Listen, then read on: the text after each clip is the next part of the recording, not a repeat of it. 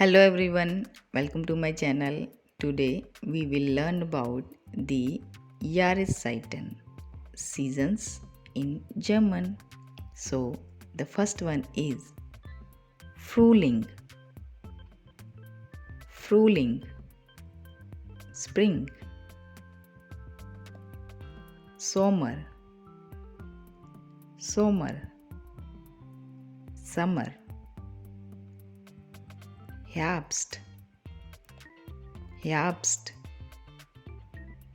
Autumn, Winter, Winter, Winter. So once again, noch einmal Frühling, Sommer, Herbst, Winter. Now let's learn about some vocabulary related with the weather in German. Das Wetter. Regen, Regen, rain. Cool, cool, cool. Kalt, kalt, cold. Warm, warm, warm. Heiß, heiß, hot.